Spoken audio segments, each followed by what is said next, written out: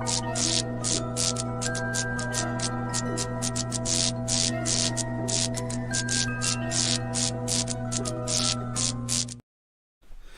yes, people, and welcome back to another episode of the Ghostoul Podcast. It is Tuesday and we are here.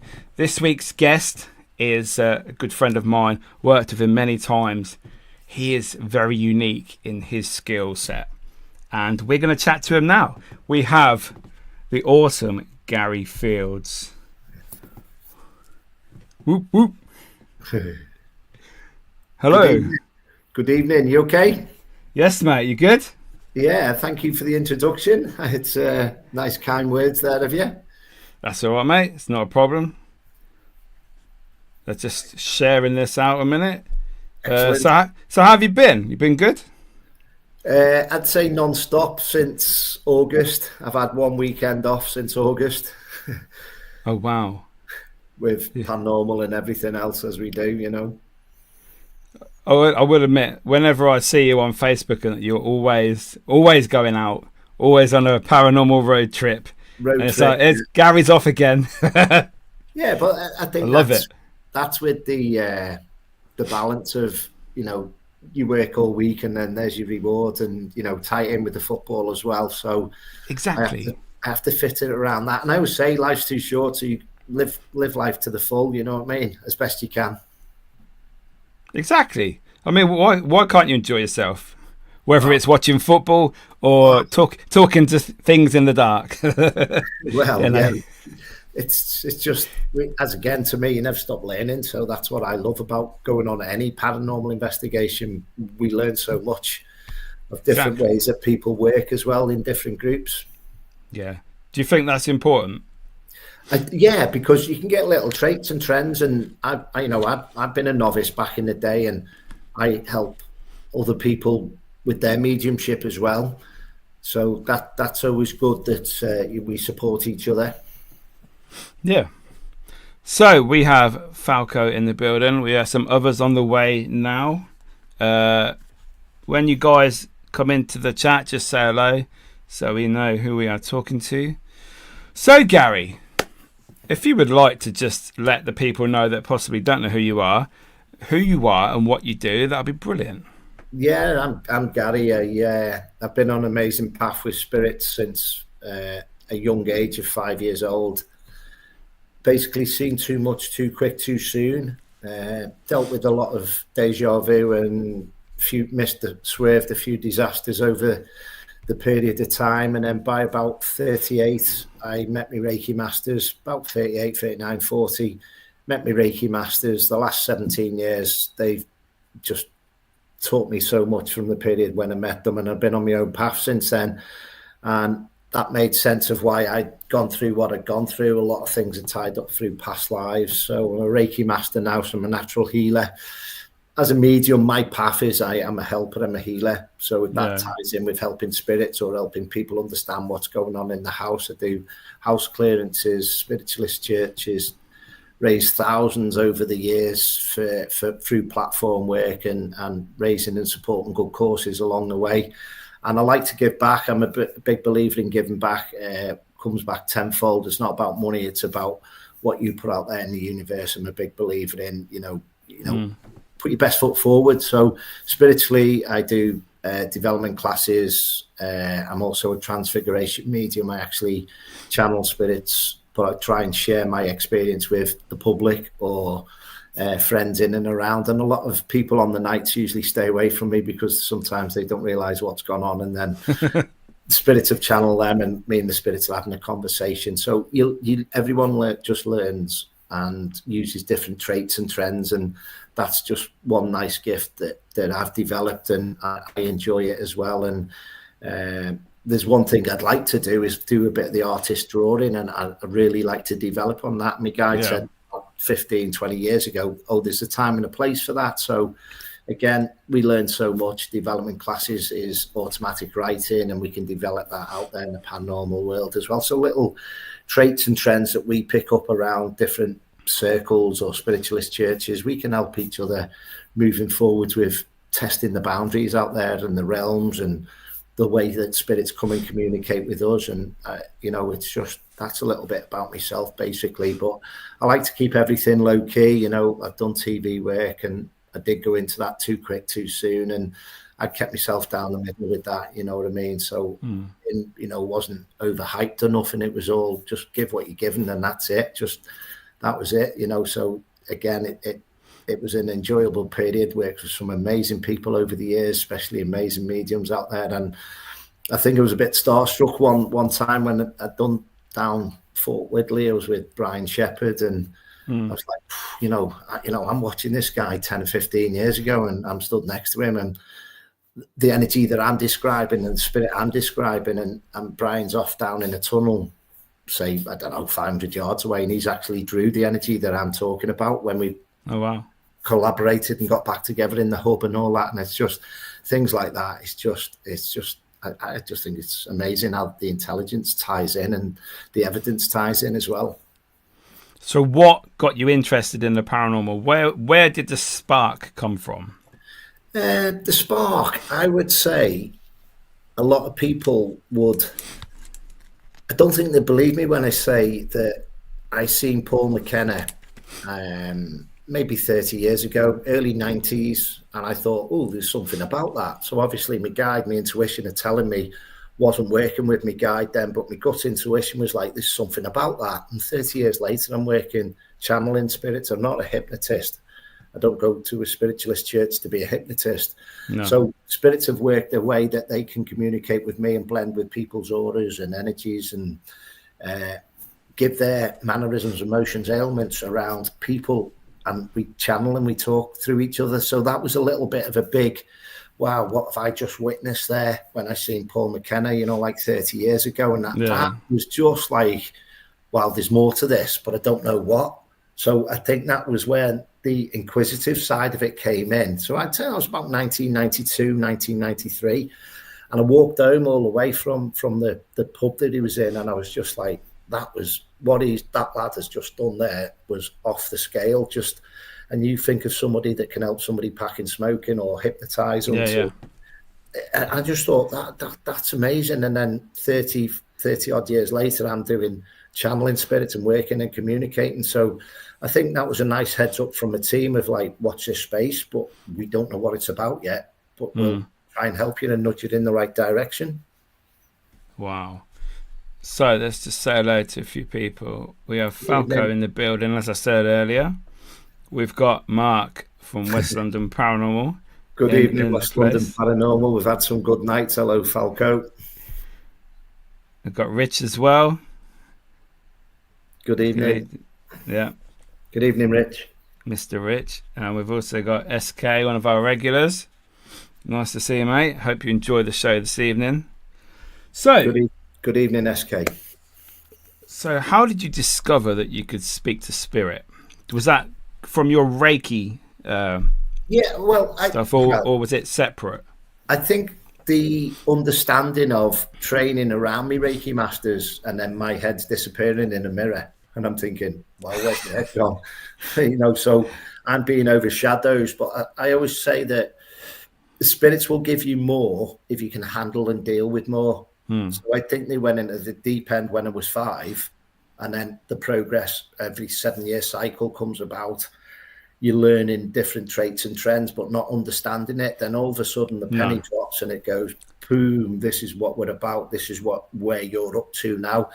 And that actually had a link with a past life with my Reiki master as well, which blew my mind. On development class with her, she showed me a full manifestation behind me in a mirror and said, just concentrate. Watch the room change behind you. So it was a 3-way mirror. So there's 2 angles on the mirror and the front one inside. And a virtually like full Scottish Widows adverts lady stood behind me, full top to bottom. And that was her in a past life. And I was just like, wow. Wow, that's crazy. He called that energy. But seeing is believing, and I always say that in the paranormal night. So that's why I like to do the Transfiguration.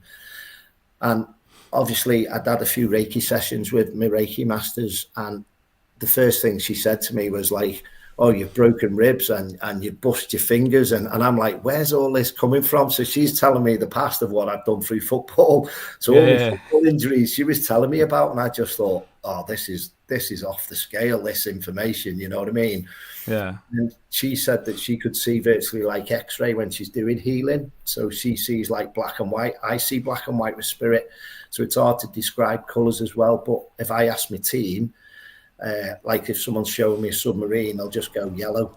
And I'm like, oh, okay. So I put the two pieces together. Yeah. Working with mediumship, my actual first experience was I've got to empty your daily thoughts off, and then your mind's open to receive.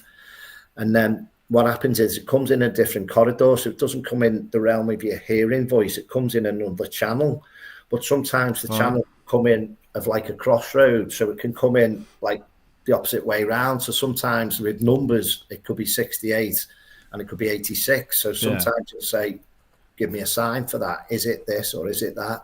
And then you build on and work with it. And I just get a yes or no. Because I work with pendulums, but I don't have to get a pendulum out of my pocket because I ask my guide the question and I just get yes or no.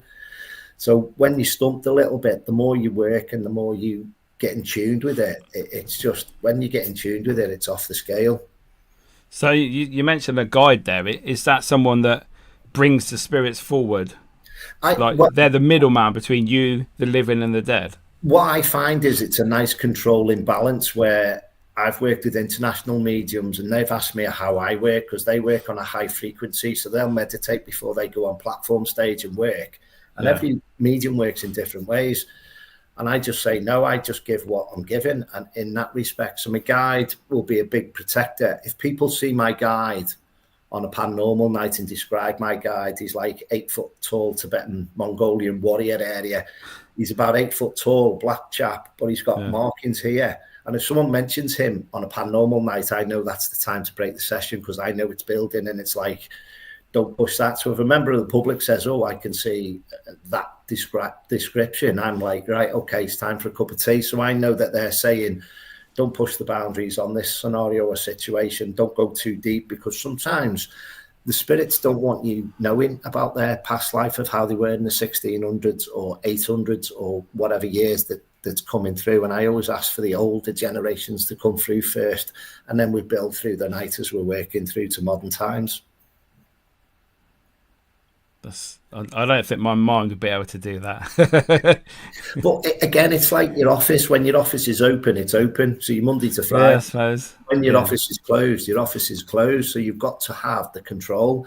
A lady's inboxed me tonight that I met on Saturday night, and I meant to catch up with her, but the night runs, and I've been explaining what to do with opening and closing and how to protect yourself from a lower energy or entity when she's out in the normal field in the day. And again, it's just learning your traits and trends of what best works for you with your own protection. With, again, if you're not working, master guide, excuse me, I'd like a good night's sleep so you don't get pestered by spirits. They'll be in the frame then to control that you'd like a good night's sleep. If you're not friends and family, be gone. Simplistic, keep things simplistic. Yeah, I was going to say, is your mind always open for spirit, or is there certain times like, no, I need some me time, I need to relax, chill out? Well, a scenario today, I don't sleep in very often. I'm not awake early, but if my alarm goes off, I'm usually up. I woke up at the same time as my dad today. My dad doesn't live with me. I went to my dad's. I said, oh, I overslept today. My dad said to me, oh, I overslept today. And he said, I woke up at 20 to 9. I woke up at 20 to 9 this morning. How bizarre is that? It's just mad. Am I sending healing to my dad in my sleep? It's one of them, but there must have been a connection there for that to be could have been just as it is and just one of them things. But again, it's, healing's usually sent. Do you know what I mean? Wow. So with the Transfiguration, I've only ever seen you do it. I've worked with so many mediums over the years, but when I think the best time was at Englefield Green with West London Paranormal's event. I think last year it was, and we were up in one of the function rooms, and you use a red light, don't you? Yeah. Which I thought, okay, I've never seen this before. Let's see where Gary takes this. and I've seen you, and I saw your face change The community into centre. Yes, Yeah. yes, upstairs. Yeah. In I've the got first a room.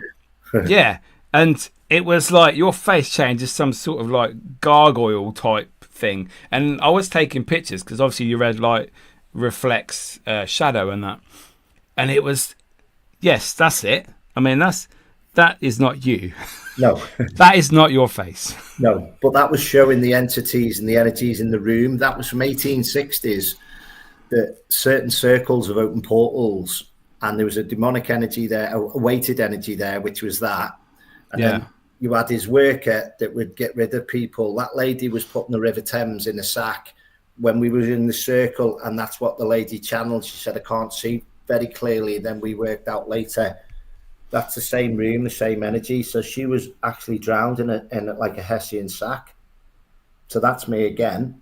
Yeah. And the energy inside of a male from the 1860s that would say, leave it with me, boss, I'll get rid of that person and get rid of them back in the day. That would have been like driving inside a male's head. You know, when people say to you, oh, I keep hearing voices. So this would be a driven energy that would be pestering away for somebody to go and murder.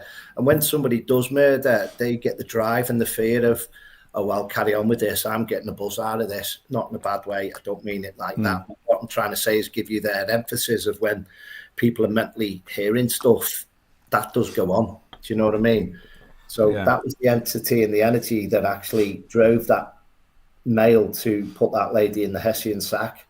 So there are three different energies that were all in that room. And actually, when I showed it, he was trying to be superior to me. And if I find the original picture, it's about 10 to 12 foot tall behind me in that room. Yeah. And I do remember when I stopped the session because people were asking, what's your name? What's your name? I was like, no, it's not like what you see on telly. So I broke the session there just to explain to people we can stop it and we can bring it back in. So we're in control. So to be in control is what it's all about. Do you know what I mean? But that's the original picture, which you see the weighted energy behind me. Yeah. It was coming in like a ton of bricks. And I'm like, no, you're not suppressing me. Let's come down on this level. So when you see the first picture of where it's more just me around me, that's when you've gone, hang on, you're not 20 foot tall. You are that energy of a 5 or 6 foot person or entity or energy, so you've got to work out, is it, what level of light is it? I always say the main man down below doesn't come, he sends his workers. So that's one of his workers. And when I've worked with different people in the past and talked about that night, I actually said to Ben Whitfield that, I explained the colours that I could see him in. When I see black and white, I ask my guide, what colour are they in? And I give that to Ben when we went on a weekend. And he said, yeah, you're the first medium that's ever give that colour of what opened and drummed all that up with the circle and the colours of the clothes they're wearing. And that was about a year or two later. And I'm going, that'll do for me. So we don't remember, you're still learning from, I'll ask that question. So when we find the information out, what circles or what group or what, not satanic, but what group have been doing that type of stuff to open all these portals and bring all these energies through. And they were actually feeding. That was actually a children's play group in the day. So that's actually feeding on the kids. So it was crossing the boundary. So basically, I have to say, don't feed off the children, go elsewhere, stay in the building. I'm not pushing you away, I'm not closing the portals down and nothing like that. You've got to play the game. So usually sometimes them energies or entities can look for people to go, they're weighted, I'll stay with them. So depending what level of light certain youngsters are around, that's what type of energy can get attached to them as well. So I'll always ask, if people call me in for the house clearance, have you had your children christened? Because that they'll be saying, oh, come and play in our team if they've not been christened. Not religious, but I'm trying to work out of why certain things are happening around house clearances and all that. So again, it's understanding. And, some people might call us in for a house clearance and you say, not personally, but do you take any medication? Because you want to know where the person's up to with their mindset. So yes, again, definitely healing as well. So it's all about breaking the levels down and the barriers of where people are up to in their life and what's going on in the room, the building, and understand what's going on with the them feeding off youngsters. The youngsters with the battery pack, so it's going to feed off him. It's free energy. Yeah, and I bet they give off a lot as well. Being so enthusiastic, everything's good, and such a buzz for the spirits just to take bits every day from the children. Well, if I can explain that with your aura, it's like that was my aura prior to doing Reiki. That's not very clear. Oh, right, yeah. And then 45 minutes later, after healing myself, just as an experiment, checking the camera, that is upside down. So my aura was like that 45 minutes later, even though I can't tilt it because it's on a speed. So wow, totally different colours. That's the change. But the first yellow one, my friend said to me, you're bringing too much knowledge in, but you're letting too much knowledge out. So all the yellow either side was you giving too much away, protect your aura, protect your energy. And I'm like, what's all that about? So we've done that experiment for me to see and understand the difference with aura and Reiki. So there's no weight in the aura because it's like, I would say it's like a scab. If you've got an energy or entity that's picking away in your aura, it's just trying to be more weighted and bring another 5 bags of coal in and around what's going on around you. Yeah.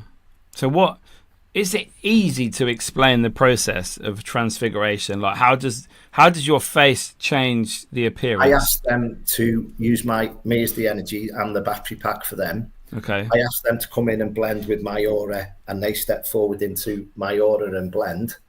And then I ask them to overshadow me. So if people think of when mediums work and open up, they'll throw their energies up to the realm above, and spirits will throw their energies in the realm down, and we mix and blend. I ask it to come all the way around. So I asked the realm to open up fully over me. Yeah. So if you say like beat me down, Scotty, and they drop on top of me, that's a nice way of that happening. And then sometimes I wouldn't let them in 100%. So I wouldn't know who I've not been letting them talk through me. I've got to be in control and say 80% stand in my aura, 60%. And sometimes with an aura, I can assist somebody from 50 meters away, 100 feet away, where I can actually help them with their aura. So, if I don't mean pull them over, but you can do experiments in a way that somebody can feel healing from 100 foot away as well. It's like the magnetic field as it goes through with the universe and the aura. They can feel if you're a healer or whatever as well. So certain people that switched on in your own way will go, oh my God, I'm not doing anything unsuffice. It's like magnetic poles. You can work with it up to say 50, 100 foot away, something like that, 50 meters. There's just no different ways of working. It depends on the strength that you've got at the time. So if I'm tired and it's a Friday night, I'll have much more energy on a Saturday night than will a Friday night. Yeah. So again, it's just learning different ways, techniques, and again, just working with different people out there as well, and just run with it. I always say run with it. Yeah, see what works best, because not everybody's the same. So, no. Right, so we've got a message from Rich. Gary is an amazing talent. His skills, in my opinion, are second to none at what he does. His transfiguration is something else. I've seen him heal people in the flesh with his spirit guide in normal mind. Also, as well, we can send healing through and put it visually in a healing box, and we can put the person's name in a healing box. It's like giving Reiki to a teddy bear, basically, and you say, right, when that healing needs to go out to Joe Bloggs, their team will say, right, they're open to receive, and they'll let that filter down 2 or 3 nights later. It doesn't mean it goes there straight away. No. It might not be in a good space for a week, and then when they've had a good night's sleep, it channels through. Reiki is the only known thing to scientists. They can't explain how it works, but we know how it works. And that's a massive statement. That's amazing. Another one from Rich. Joe Bloggs would be freaked out by it. The man is on another level. This is you. It's been an honor to watch Gary. His passion is intense and his energy is off the chart. Much respect. Oh, likewise. Again, I can't do it without spirits. I can't do it without the teams that invite me to the places up and down the UK. And again, I like sharing. I like giving back, and that's why I'll get in the van on a Saturday afternoon at 2:00 and I'll meet up after a 5-hour drive, and I've done investigations in -7, and I've slept overnight, and I've drove somewhere else, and it's been -5, -6, -7. I've got back home, and there's been no heating on in the house all weekend, and all my pipes are frozen, and a brand new extension, and I'm like, oh, right. So again, sometimes you've got to watch it. So I've got my friend that left tonight. I'll say to him, "Oh, if it gets freezing, nip over, put the heating on for a couple of hours." And then I'll text him on a break on the hub on the paranormal. Have you been over to turn the heating off for me? So don't want it on for like 48 hours when I'm not there. No. So things like that. Everybody helps each other, and there's so much. I would safely say that people don't see how much work we do with balancing and cleansing. No, it is. It's amazing that so many people are affected by it, and obviously you guys that can do it help us when we need it. Well, I think basically I'm not a conspiracy theorist, but I've learned so much since 2020. And the first thing I asked my guide about was, I said, am I going to be okay? I got yes. And basically my immune system hit the floor, and I built my immune system up. I had the detox tea, which if anyone needs that, I'll give you the link for it. A lady in America. We're not going to name it because we want to do her good work. And there's 4 compounds of this herbal tea. And that my immune system, touch wood, I can't find any, but touch wood, on the floor, touch wood. My immune system, the last 2 terms, has gone right back up where it is. Usually I'm floored, head cold, flus, cough, chest, everything like that. Now that my immune system's right back up, but it's actually curing C in liver and kidneys as well. So it's got more protein as well, but it's just, obviously we're not going to name the actual person that's patented it, but it is patented in America. It's £20 if you're registered in the UK, herbal tea. Just make it as a cup of tea, but get 2 bags of it, which is £40, 42-day course, and it's curing so much out there as well. But again, it's helping with a lot of detox. Wow, I need to get on that. I spend all day in the cemetery getting cold and freezing. Would you like me to get the bag now? I've got the bag in the drawer. If you're okay with that. It's www.goatee. When you put it in, it comes up as $33 in America. Oh, yeah. Nothing to do with me. It comes up as £20 a bag. Just 2 seconds, I'll get the bag. Okie doke. Right, Gary can still hear me. So we've got Garry Fields Forever from Paralytic Activities. They are actually my guests next Tuesday. So those crazy boys. Top man Fields. 2 seconds. And I love the wording on the bag. Now, this bag's empty, but I will not throw this out because I never want to lose this with the information. And that's the bag. So I'll let you read what it says. But the 4 compounds on the bottom. Yeah. Is that Sentia, buckwheat, pine, and milk thistle. But the compound of it together, there's 40, 50 positives. So if you Google all them ingredients, again, it's www.goatee. I don't know if it's what else on the end, but you can work that out. And it comes up, just click on it. But that has put my immune system right back up there after 42 days. I'm going to have to check that out, I think, after this podcast. I'm going to have a look. I will not throw that empty bag away because I'm like, that's done me wonders since July. I started that. I finished it in the middle of August. And just back on form, basically. Back right top of his game. And everything. Yeah. So, SK, good man, Gary. This is interesting what you can do. Thank you. Again, it's all, I think as well, with my soul's been around a few thousand years. I've been around Mary Magdalene. I've been at the foot of Christ. What? Is this a past life? Yeah. With what? Oh, Gary, can we talk about that? That sounds awesome. Let's go.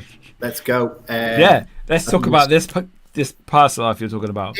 If we sit, I know we're sitting down now, but somebody said to me, you hold the time key for time travel, but MC squared type of scenario for the mathematician side of it. Yeah, it would go round the globe twice or round the flat earth 5 times, whichever which way you work.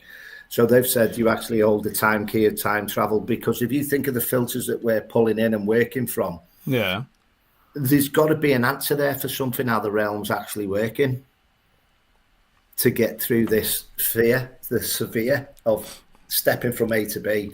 I've been a scientist around 1870s, something like that scenario. I always see like Sherlock Holmes days. If I go London, I'm tucked in the middle of a wall. My back's against the wall and my head's down and I'm just watching. I went to Tower of London. It was off the scale. When I went to London, it was off the scale. I've seen time periods from like 800s as well. And I've been a Knights Templar to the King and Queen of France.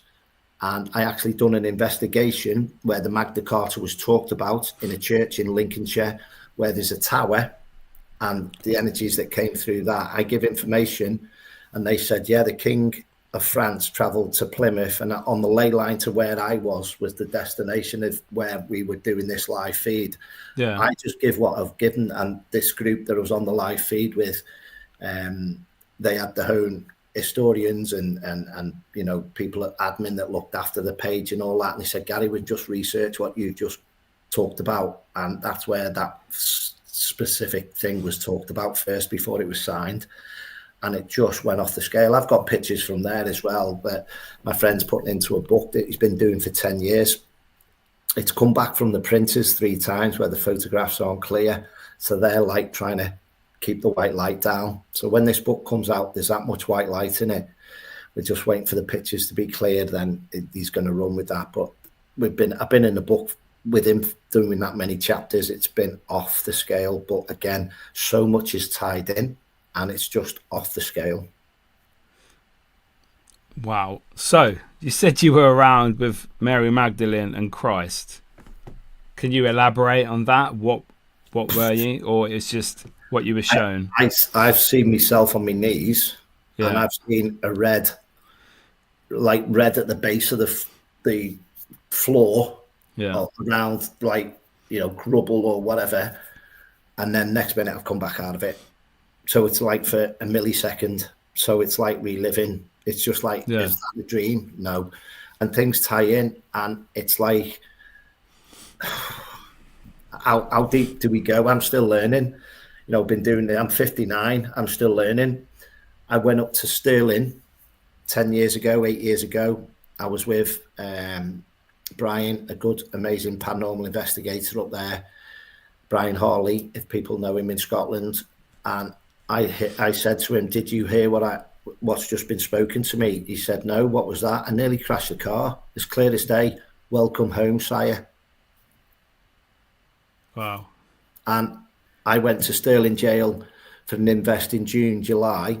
Everything from the castle for the first 2 sessions of the paranormal night came through in the jail. I showed Robert the Bruce. And people with the crown on my head, they Googled it and said, Gary, that's the crown we could see, because no one took pictures in the cell. And after the session, they Googled it and they went, and I'm like, so strong. But my Reiki Master's Guide was one of the 5 bodies that was found in the chapel in Stirling Castle.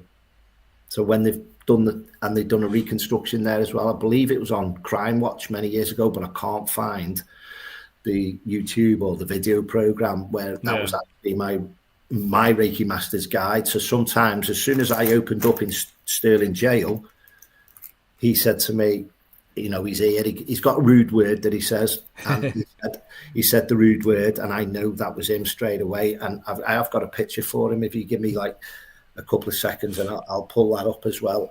And he's amazing, but he helps alongside my guide. So when things do get too OTT or too, you know, protect yourself and look after everything. It was, there you go. So that is basically the chap that was under my Reiki Master's Guide. Right.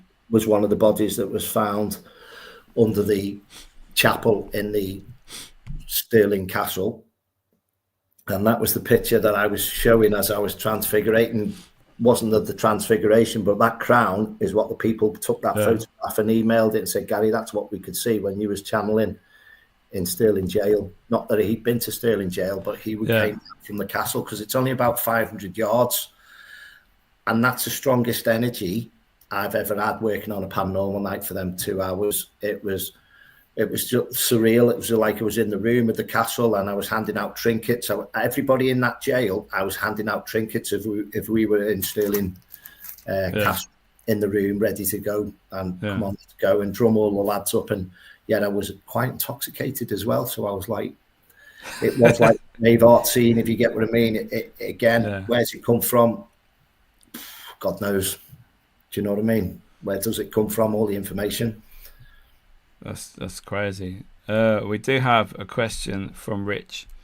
Gary, when you are attempting to heal someone who has a demonic attachment, how drained do you get, and how do you regroup and come back stronger than the demonic force? In the way of, we're on this plane. So again, a good meal, do you know what I mean? Again, as fluids, I always say to people, if they've worked with me on a paranormal night, have a glass of water, because that repels everything. So we are, 60% water? I don't know, but 80, just regenerate with water, because to me, I think that's where a lot of it comes through, with not being dehydrated. The link with the connection, if you can think like a plasma ball on your head, we must be crossing over this way of the information coming in, I think. So the more we are hydrated, the more that connection must be. So I always say to people, plenty of fluids, obviously cold drinks, not alcohol. But to me, again, I'd say alcohol is a suppressant with letting negative and weighted energies in as well, because again, it is a form of depression, isn't it, to have too much drink? Yeah, I'd say that. So again, it depends which way people have been driven. So if they enjoy something, a weighted positive energy will enjoy the lighter light, and a weighted energy who's a rapist or whatever will enjoy a darker weighted side, energy or entity. So especially when you go prisons, and I've had them right up in my face, right up in my nose, and I'm like, right, not now, go away, I'll come back later on. Don't mean to be disrespectful, spirit, but there's a time and a place. You wouldn't have a meeting and go nose to nose with someone before you start the session. So, and it's that respect. You respect me, I'll respect them. But if they come in too strong and too fierce, my guide will just shut everything off and just go, boom, push them aside. So again, I've had people say to me, you trust spirits more than you do people. It's not about that. It's about, again, I've seen the amazing things, that information that they can do with giving a little bit of information on a reading, and they give an information to say yourself, and you go, wow, that nobody will know that's off the scale. And again, that's just what we get our buzz off, I think, is just like, wow, that's the intelligence of spirits. That's what we're all looking for. Everyone nowadays thinks they're a medium, and there's so many ways that this can be flawed. And the fact that, like you say, if you give a certain information to somebody, and it's like, how the hell did you know that? That is where people think, right, this one's a good one. Where's it coming? It's rolling in. It's rolling in your aura, your energy, you're mixing and you're blending and everything else as well. When we done the police station, and I channeled the policeman that was quite silent up against the wall. The old prison, And I said to him about the 3 numbers on his collar. And then the next session, Andy Moores went in and drew him, and he had 2 out of the 3 numbers that I give. I'm like, yes, wow, that's validation off the scale, because I might see that like a 3 as an 8 or 8 as a 3. So for 2 mediums to be in on an investigation and not even spoke to each other about that scenario or situation, and then later on in the hub, somebody's gone, have you seen the picture Andy's drew? And I said, them numbers just blew my mind away, and you're just like, wow. Yeah, I was in the room when you were having that experience, and you were using your red light, and you could see on the wall, I'm actually trying to look for the picture now, you could see the picture and the shape of the policeman's helmet, and you had nothing on you that could translate as that. Exactly, that could possibly be that. So when I do go working, I always like to be clean shaven as well, because a lot of times spirits back in the day would have the sideburns and the patches or the goatees. No disrespect, but again, it's just I like to be clean shaven as well. It's just that I sense more as well when I'm clean shaven, and where people say, "Oh, you feel the hairs on the back of your neck." It's like that scenario as well when we're tuned in and linking in. It's just like we're wired. Exactly. Oh, I don't know where that picture is. I did have it somewhere, but it's an amazing. I'll put it up on the page at some point when I find it. It was. Here we go. Oh, I found a picture of a woman that was there. Yeah. You got that lady, right? that Andy Moore drew. I don't know where that policeman picture is. Oh, here we go. You found him? Yes. There we are. So that's the policeman. Yeah. And it was the collar. It just was outstanding. Where I know you can't see the number on there, but it was, top of my head, I can't remember now, but it was just 2 digits we both had out of 3, which was like, wow, where's that come from? Yeah. And there's the picture of you with the pointy policeman hat. You can see that. Yeah. On top of you. Yeah. And you've got nothing on your head, no hat on. No. And that just shows, that looks like the old-fashioned policeman. Was also helmet. As well, was that just going dusk as well there, where it was just, the light wasn't really dark. So when you get into that phase, sometimes I've been on a paranormal night, I've been up 24 hours and I'm driving home from Shepton Mallet prison, and then the light comes back in from dark. Sometimes I'll just have to pull over because it's too much for when you've been up 24 hours. It's too much to work out what's going on, even though you're just driving home. When you go from dark to light again, it's a lot to take on board. So sometimes even as a medium, we'll just go, woof, hang on, let my brain just come back into this phase. I'll have half an hour's sleep. Yeah. And we go again as well. So sometimes you can get, that's a tough time is when you've got like a 5 or a 6 hour drive and, you don't want to nod off, but sometimes you've just got to go, no, enough, rest, because you're taking on board for your brain, trying to too much from being up all day, being up all night, and then it's going back to day. So sometimes your brain just needs to go, whoa, let's have a nightcap for 10 minutes or 20 minutes. Yeah, and also the how it drains you while you're connecting with spirit, that must be quite difficult as well.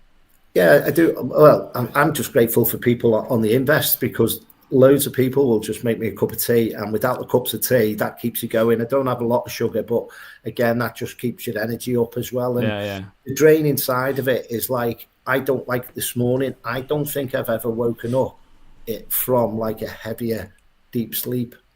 Where you're like, whoa, what's going on? It's just sometimes I don't get that very often, but again, sometimes it's like, hang on.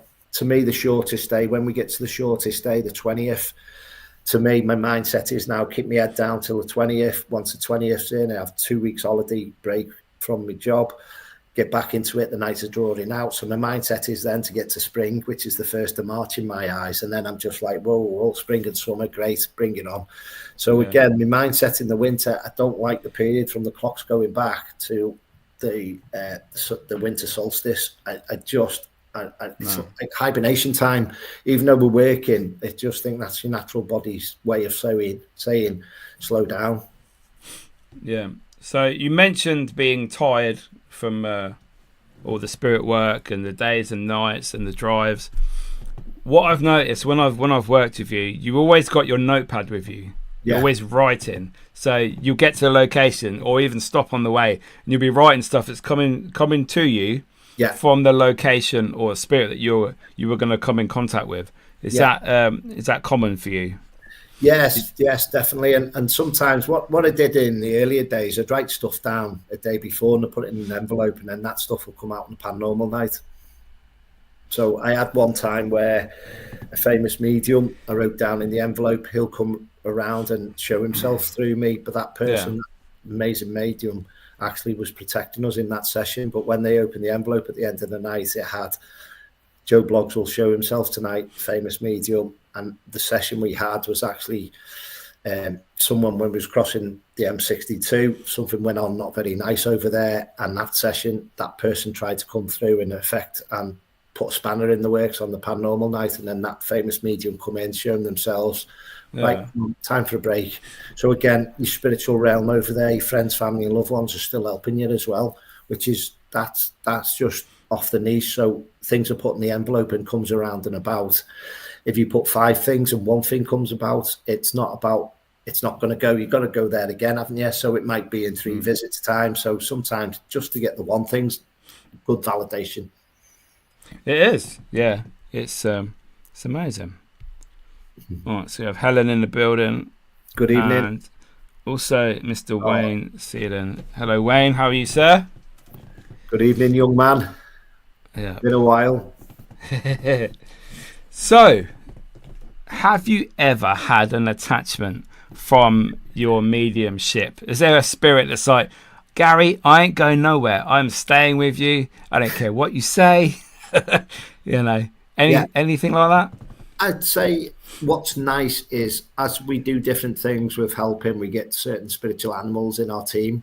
So they will come in and protect sometimes if you need like a roaring energy. I've got a silver back gorilla. I've got a wolf in the team. I've got a spiritual eagle. So you will gain things like that. So different times in different places. I've got a leprechaun. His name is Eric. And he is one hell of a lucky energy and entity to have around. Eric will go off drifting. I might not see him for 6 months. He will go off to a friend. A friend came to my house and said, Gary, I've been on such an amazing run with luck. I'm like, right, okay. He said, I put a £5 bet on the way here. I typed the wrong number in. He said, I've just won £10,000. So instead of putting £5 in on a bet, he put £50 in. Oh. And it come in, and it was just like whatever amount he'd won. And I was like, mate. So sometimes Eric will be a pain and a pest. He will bounce on your bed at 3 o'clock in the morning until you say, good night, I want a good night's sleep. He will wake you up as well. So he can be a little darling as well. So again, depends which way you look at it, depends what your beliefs are as well. So again, I've not seen him for a good year or 2. So he's off with somebody at the minute, but when he's due to pop back in, he'll pop back in. So how do you see all these animals and leprechauns and that? Is it when your eyes are closed and you're inside your brain, or is it? How does it work? It's I see cine film. Right. So as I talk, I see cine film, I see bullet points. So from the cine film, I'll add on bullet points. So it's the combination of hearing the voices and seeing the cine film. So, and again, it's combined in them. So it's like watching, going back into the war times and watching a film. It's just like, ooh, you're watching it develop as you're sitting there. So it can be a millisecond, but for that millisecond, it puts so many pieces together. Yeah. And again, it's just you've just got to compute it, if you get what I mean. So you've got to defrag the computer and run with it. I'm just looking for that. So that's like little Eric trying to form. So I've sent him over to a house to protect there. So he's starting to form, but I'll have a look at him in his state. He looks like a little shell when you see him. Yeah. And I'll try and have a look for the picture there. But somebody said to me, I can see this blue light in my front room. Well, he will go over and protect if I'm clearing the house and all that as well. So he'll actually go along and protect people as well. So people have actually seen him as well when I've sent protection over. And I've been on the live feed. So if I find the picture of him, you can actually see me in the top right-hand corner on Messenger on doing a video call. Yeah. And I screenshotted it as well. And you can actually see him going into their front room as well, which is, again, it's just amazing to see. And I know I keep using that word amazing because that's what I think spirits just do for me is amazing things. And it's another tick in the box of understanding of what's going on. And again, I'm still learning. So again, it's just working around and about what's going on in the room, the building, the energies, the entities, what's coming to you the day before, what's coming to you the week before, what your gut feeling is. A lot of it combines from your gut feeling as well. It's, for me, this blows my mind because for me, I'm just a normal investigator that goes to talk to air in the dark, and then you've got all these different gifts and all these different people and animals and like spirits coming in to speak to you, give you information, and it's checking out, and it's like wow. And it for me, I just can't comprehend how that would work, and it's just amazing. Where you do your amazing work with the EVPs and all that, if you put that into each bracket, the topic that we've talked about, it's just you ticking that box off it in that area. And at some point, spirits might, open your mind's eye and give you more. And I always say to people, keep it simplistic. When you want to work, close your mind's eye. When you don't want to work, just when you want to work, open the petals. When you don't, close the petals.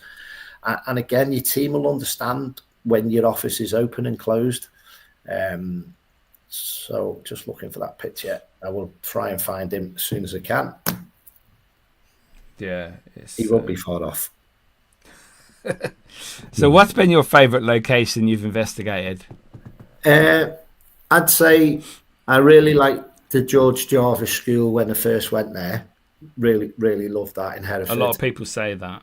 And because you just get so many layers. And St. George's Hall in Liverpool is off the scale because they've got prisons, they've got courts, they've got the mezzanine floor, they've got the floor which you can see once a year. But I was actually filming in there with the past hunters, and the security guard took me up on the roof. And if you can take the new roof away, I was up above the new roof in the original roof. And it's just like going into a Grand Central Station. It was just like, wow, the layers. But the information, again, I had my very good friend, Judge Jeffries, testing me all night there, portraying himself as 5 or 6 different energies and entities to learn me and train me.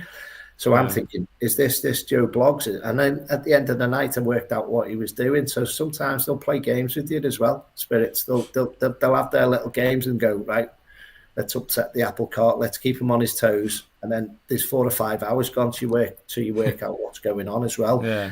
Don't get me wrong. We see Aunt Betty. We see my nan. My nan's always around me. She's a great advocate and spirit and protecting around me as well.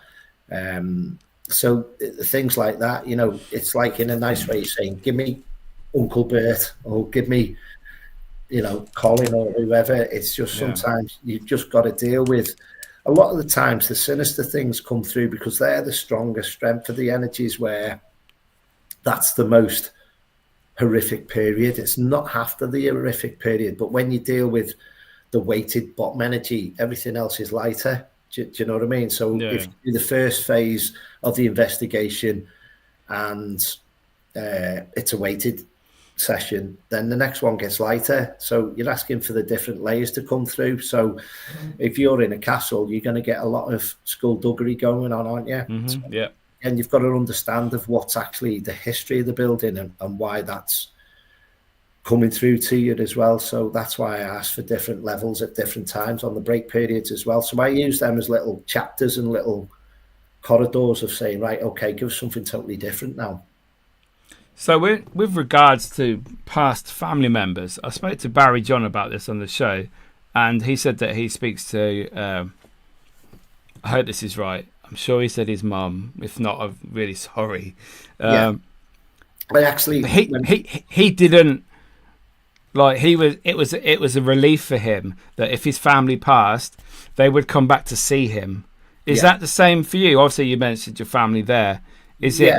In a way that I've done development classes, and I like my step granddad. He's not into this, so what have you brought me here for? Because I'm connecting with him. He's just, I'm with your grandma and. It's like you get too used to spirits that don't want to be around, and spirits are just happy getting on with what they're getting on with, supporting their people around them and their loved ones as well. So especially when I brought me step granddad through, he's like, I Gary, but I don't want to be here. I'm like, right, okay, that's fine. I'm just letting you know that you're communicating with me. Thanks very much. You're all right. And it's like, I've got better things to do. I'm still looking after your nan up here. I'm like, right, okay. But that was short, sharp, and sweet. It was just But again, it's respecting their wishes as well. So again, you're not overforcing it. It's about the balance of respect. So it would help in your sense for your grieving as well, if knowing, like, I'm never going to see, say, your mum or your your brother or whatever ever again. But then if you're able to speak to them in spirit, that must be so, fulfilling for you, just to think, I am going to speak to them again. This is not the end. We have a standing joke when I go to my dad's. Obviously, my mum passed. I was told mum was passing 2 years prior to what she passed, but that was a positive, because I said to friends, family, and loved ones, "Oh, have you been up to see Nan? Have you been up to see Mum?" So you try and use it as a positive. Yeah.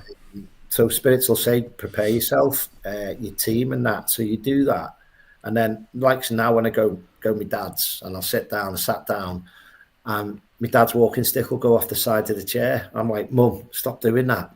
And my dad's laughing, and my dad's going, "I know she's here, and I can do the Transfiguration, but it's the right time and the right place." So if my dad said to me, "Sit down, Gary, and bring your mum forward," I'll do that. But I've not done that. She passed in 2020. Yeah. So I've said to my dad, "When you're ready, I'll come and help you, and I'll do that." And again, so sometimes it can be too personal, and I think that might be a lot for my dad to take on board as well, even though my nan had the gift. My nan wasn't medium, but my nan was like, she loved the family around her. She would play games with playing each other off. So she was the hub. So when your nan's the hub, they still like being the hub over there. So again, it's like sometimes you've got to ask permission to do X, Y, and Z if that's all right with me nan. Do you know what I mean? get permission first. You get told off, you know what I mean? And you do get told off spiritually, where it's like, "No, not tonight." You're like, "All right, okay, no problems. Anybody else like to come through?" You know what I mean? So it's not just bringing them forward and saying, "Sit down, talk to me." It's like, "Well, sit down and work with me." It's about, can you, where are you up to now at the minute? Are you off helping somebody else within the family or a friend member?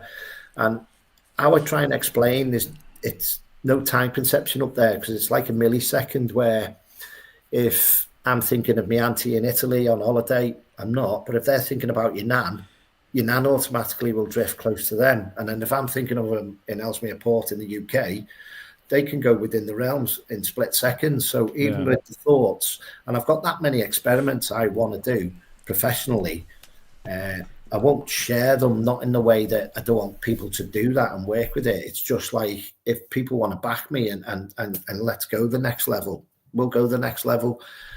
But there's that many things that we can do to test the realm. It's just off the scale. And I've got good friends around me that monitor, watch, and I don't do as many live feeds now, is because my cameraman, he's doing other things now. So you go through a period of like, right, okay, and then I can pick that back up and just go out on a walk with the old camera holder and just walk around a building, or a woods or forest, and you're just getting talk stuff straight away.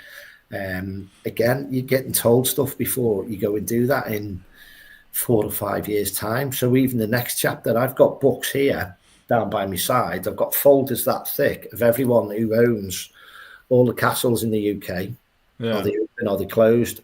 I've got abbeys, you name it. Historically, I've got the lot, but I need to pack in work, have a mega amount of money behind me to go off and do what I want to do.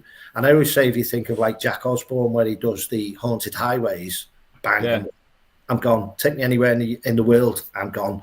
And I'll go and do that. Do you know what I mean? But obviously, it always comes down to the finances of things, unfortunately. Yes. And I'm not money orientated, so I just go with the flow. To me, spirits put me where I need to be, but I've got that much stuff there that I want to be out and doing and getting on with it.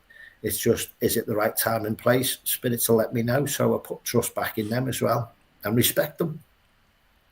Yeah, like you should. Yeah, you respect the living, you respect the dead. So yeah, hands down, 100%. And that's what I think with the balance, as I said, the more you can handle, the more they give you. So when you've got that much respect for the way that we're as professional as we can be, I think that's why we get so much stuff going on in and around us, because you can go somewhere blindfolded. I've had people blindfolded from a hub, and they've gone up 2 flights of stairs and at the bottom of the building, and took me to where the next session's supposed to be. So they're little experiments you can do and say, right, spirit, where are we taking this Guide person? Them. Yeah. That's a medium, and I've blindfolded a medium, and I've gone blind walk to where we're going, which part of the room do they want us in now in the building, and they've walked right down the bottom of the building and up 2 flights of stairs as well for the next session. So again, it's trusting, what do we run with now, guide? So you ask your team, what should we do next? And they say, try that, do this, do that. And it's great. You're on the ball with things, and it's just, I just love it. Just every minute of it, even if it's a quiet night, something always happens and ties in and comes about at the end of the night. Yeah. Do you think that spirits know your intentions? Yes. When you work, when you just say I'm going to a castle and on an event or whatever, or just a few mates, do they know, like, right, Mickey's here, he's going to try and communicate with us, he's not going to be a knob, he's not going to mess about, he's going to be serious, wants to make a connection. It's with their mannerisms as well. So if they're like a quiet person or a private person, then they can just go, I'm shutting up shop. Not tonight, and that's where you'd have your quiet nights. So depending, I suppose they can be in a right frame of mind as well. So if they're a nice person and they want a night off, I suppose they'll have a night off as well, won't they? Yeah, I suppose. Yeah, if you can explain it like that. And then if you think of every place that's on the circuit, we all know what's been overdone. And again, it's like, do you know what? I'll have a year off. There's no time conception up there, is there? So it's like, I've been there 3 or 4 times now and nothing's happened, and you're like, well, don't mean there's never a quiet night around me, but there's always something that goes on, and that's why I carry the pad. I will write down what I'm hearing. So if you think of a Ouija board that someone's having things spelled out, we're receiving that as a word. So that's why I don't go on a talking board. No, because it's just spelling out what we're hearing. That's how I work, and I can actually link in with the board of what energies on it and entities around it. And I've had it in Shepton Mallet Prison where I've give 2 people in the cell a run out because the person I've got on the board is in the cell that they're in, and then 2 minutes later they've run out the cell. But I was already told that, and we're communicating with the person in the board that was in the cell. And he was a touchy person, so it was, I've actually got a picture of that as well, and that is mind blowing. There's like a hand running up the lady's bottom of her hand as well. Yeah, and that's off. That was off the scale as well. But there was only 2 people in the cell when that picture was taken. But to give that information before they ran out the cell, I was like, "What's the matter?" And they've shown me the picture when we've had a break next, and I'm like, "Yeah, that's why I can understand why you've run out the cell." Do you know what I mean? So that was that actual picture, and I'll zoom it up. So that's the picture the lady took. So if you look at the hand on the left-hand side, their arm, I'll zoom up on that. And the lady was like 6 foot in front of her. Yeah, that's crazy. But it looks like, it looks dead. I know it sounds daft, but it looks like dead flesh. Yeah. So they're the little things that tie in. So you've given that information. You're outside in the corridor in the prison, and the prison cell that I'm communicating with is that person. It's a touchy person, and then them 2 people have run out the cell. But the lady that took the picture is 6 foot away from her because there's only them 2 in there. So that picture's about 6 foot away in the original size. But that's the intelligence again. It's just mind blowing. So that's why I'll write it down. Yeah, mindset of something happening beforehand. I'm not a big fan of orbs or anything, but I've had quite a few at Newsham, things like that flying towards me. Yeah, I'm not. I used to, when I first started, I used to go around my house in the dark, taking pictures with a flash on, trying to get orbs. Oh, there's a ghost. Yeah. So again, it's your own perspective as well. We was actually on a photo shoot that night, and again, it's just like I had another ball later on that come flying at us as well, but we were just talking, and we had suits on, so we had pictures. We all had suits on. We weren't working paranormal, and then them 2 things just come at us like that. Objects from like 20 foot away in the door, and you're like, wow, what's going on? The actual photographer that was doing the photo shoot took them pictures. And it's just mindset, depending which form that they're showing themselves at as well. Yeah. So after all the years of communicating with spirit, have you ever had a spirit or a bad experience with a certain spirit that is so, oh, that was bad. You know, that could have gone really bad. Well, what I'm saying is, like, we can have an energy or entity can throw the spanner in the works and you're still dealing with it from one location 6 months later. It just doesn't end there and then. So it depends on how much they want to be a bit of a pest, throw the spanner in the works for you, you know, and then I'll come home, I'll put some sticks on, I'll lighten the house up. I'll just ask for all four walls and my house protected 50 foot above it, 50 foot below it, so it repels, so it'll go somewhere else. So if you carry that much white light, it'll go, well, I'll go and get Joe Bloggs to come and visit Gary in 3 weeks' time, and then I'll bring a beer pain in the backside with them. So they can throw their energy around somebody else that you'll have to deal with, and then you've got to work out 6 months later or 3 months later, you're still dealing with it, you know what I mean? Because there's energies and entities out there that have different traits, and a lot of people talk about the likes of Jumping Jack Flash and all this, that and the other, and all these entities that see like London cemeteries and all this, that and the other. There is energies that will just come in.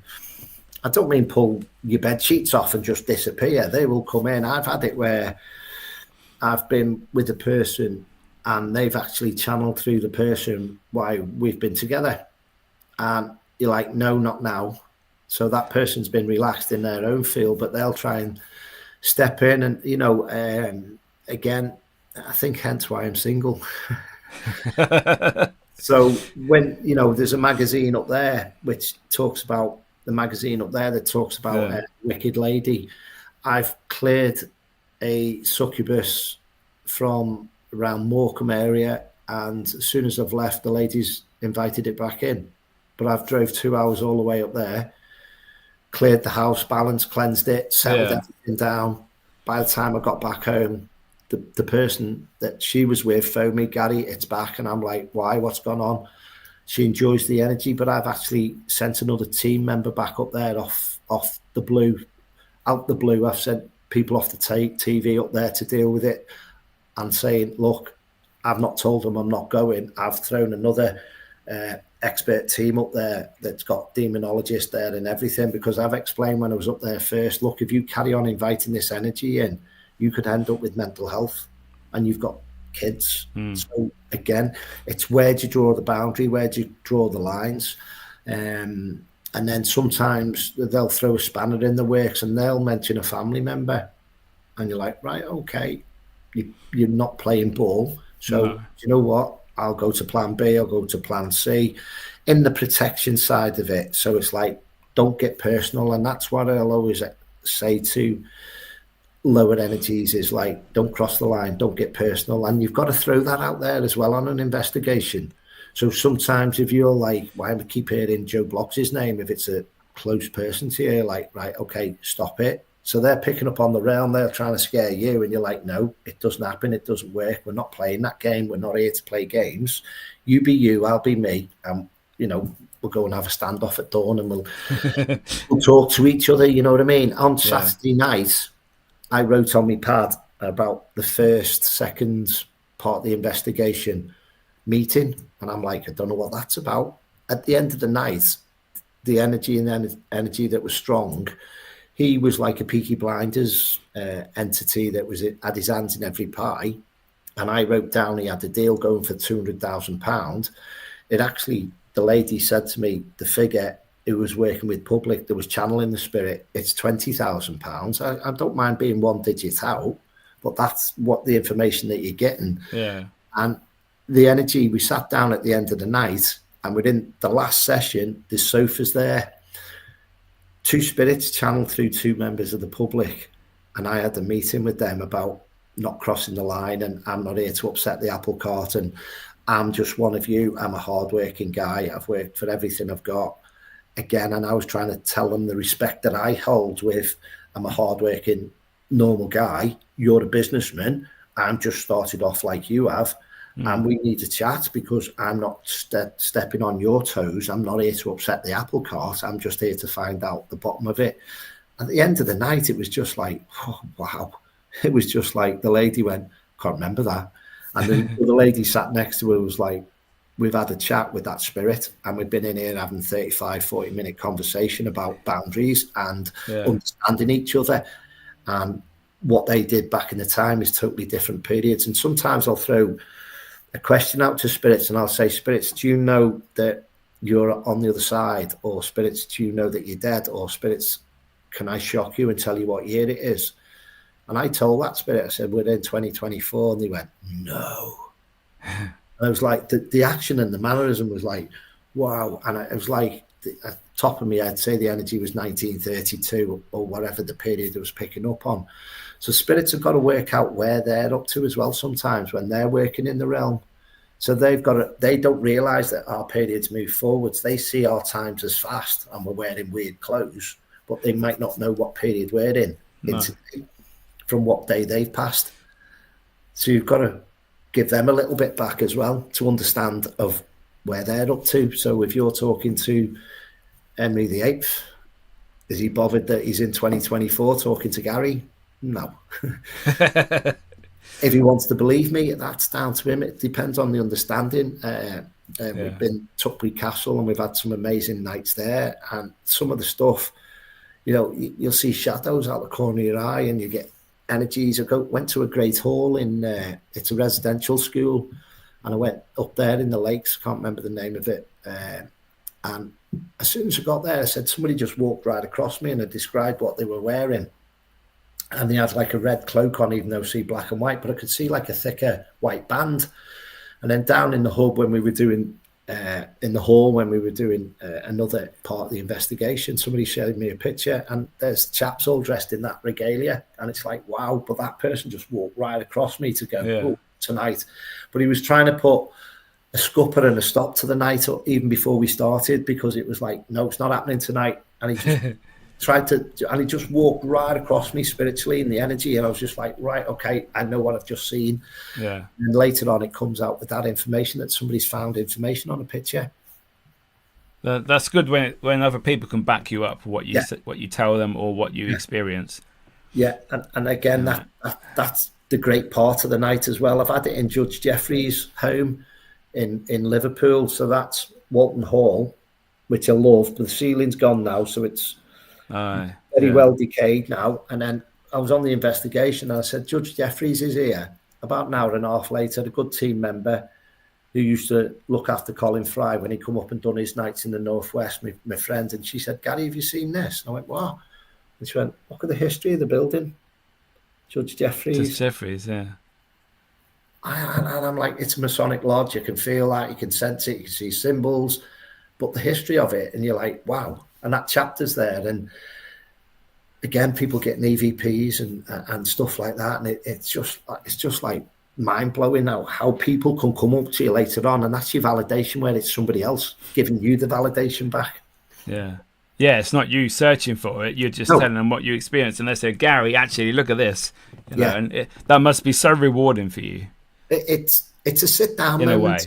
A way. Sometimes it can go, do you know what? I just need a minute for that. Let me have a cup of tea. Let me just get my head around what somebody's just given me, that validation. Again, it's running with the energy. And different times of the year, I will always say to people, even yourself, experience the building that you go and investigate 4 times. Summer, spring, autumn, winter. See how it works. How it changes. At the strongest. And I went to a location once and I could see outside in the field a lady drawing a picture by the lake and pond right down the bottom, stately home.